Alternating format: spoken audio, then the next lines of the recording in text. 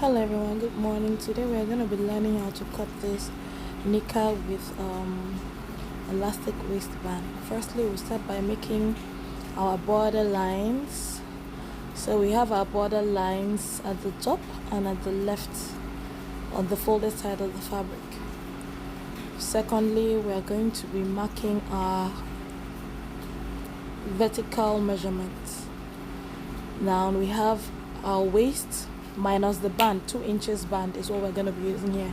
So first marking there is the waist, the hip measurement, and the second marking is the waist to crotch measurement. That is the crotch depth. And you roll out the lines.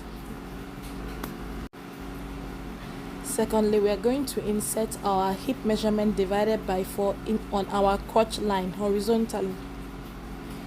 And then we are going to be calculating our crotch extension.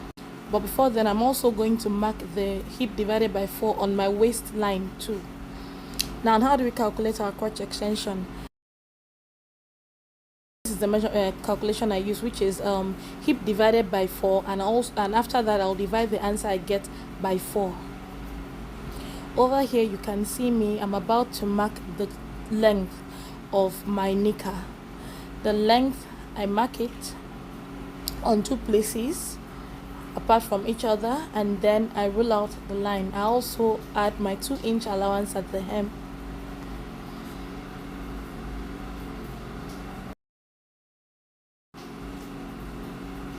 At the hem there, you see me going in by 1/2 inch on both sides, and then I connect the line. I go in at 1/2 inch on both sides of the hem. I connect it to my crotch line, and then I connect it out to my allowance. That's what you're seeing there. And then I use my curve to connect my crotch extension to my crotch depth. And after that, I'm going to take 1/2 inch in, just so that my knicker will sit well around my waist. And then I add my allowances. Please do not forget to add your allowances, because you could make this mistake of not adding allowance if you are used to cutting with paper, because most times paper you do not allowance. Do not forget to add your seam allowance. I am using 1-inch seam allowance for this particular pant, and then I'm cutting it out. And then we are done with the front piece. I also added 1/2 inch allowance on my crotch,